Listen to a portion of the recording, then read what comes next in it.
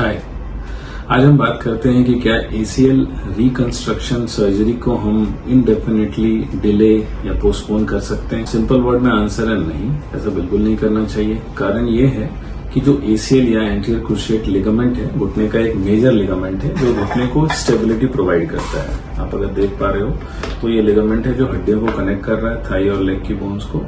और जब भी घुटना रोटेट होता है तो ये घुटने को स्टेबलाइज करता है अलोंग विद अनदर लिगामेंट जो पीछे होता है, जिसको PCL कहते हैं, और वो ज्यादा स्ट्रांग होता है, कम टूट। ACL जो है वो रिलेटिवली इजीली टूट सकता है जब भी पैर अचानक से घूम जाए।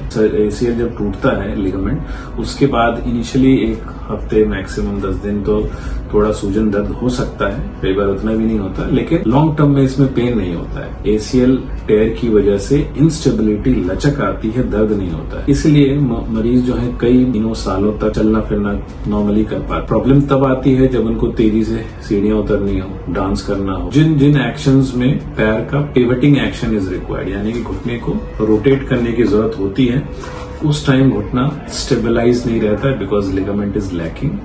फिर उस दौरान उन्हें प्रॉब्लम, लचक फील होती है, और इन इंस्टेबिलिटी एपिसोड्स के दौरान कुछ फर्दर डैमेजेस होने के अंदर एक शॉक एब्जॉर्बर टिश्यू होता है जिसे मेनिस्कस पैड कहते हैं, वो डैमेज हो सकता है। या घुटने, मैंने बताया पहले आपको कि हड्डी के ऊपर कार्टिलेज की एक लेयर होती है, वो डैमेज हो सकती है। अगर आपको ACL टेयर हुआ और आप नॉर्मली चल रहे हैं तो चांसेस हैं कि इंस्टेबिलिटी के एपिसोड हर 3-6 महीने में होते हैं, और फिर 1-2 दिन का आपको सूजन दर्द का एपिसोड आता है, फिर वो ठीक हो जाता है, फिर आप उसे नेग्लेक्ट कर देते हैं। लेकिन अगर ये इंस्टेबिलिटी के एपिसोड्स आते रहे और डैमेजेस होता रहा तो कई बार ऐसा होता है कि हम इरिवर्सिबल डैमेजेस जो है नी के अंदर प्रोड्यूस कर लेते हैं। इसको आप कंपेयर करो कि गाड़ी के टायर के स्क्रूज अगर लूज हो तो गाड़ी तो फिर भी चलती रहेगी, लेकिन टायर्स वॉबल करते रहेंगे। जो हम स्क्रू टाइट करके काम कर सकते थे उसमें हमें पूरा टायर चेंज करना पड़ रहा है। लाइकवाइज घुटना जो है अनस्टेबल जब रहेगा तो आप चलते रहोगे, कोई ज्यादा तकलीफ आएगी नहीं, लेकिन आपके घुटने के अंदर ही अंदर डैमेजेस होते हैं। और मेनिस्कस भले हम बाद में रिपेयर करें, लेकिन रिजल्ट्स आर नॉट दैट। तो मैंने ऐसे भी लोगों पे ऑपरेट किया है जो 10 से 12 साल बाद परेशान होकर आते हैं after ACL tier,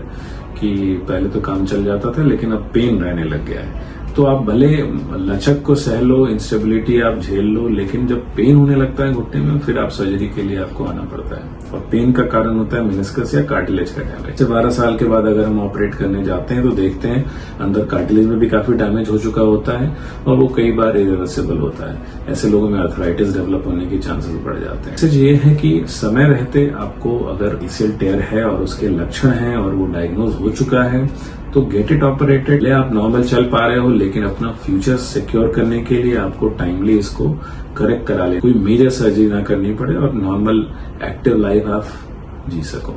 thank you.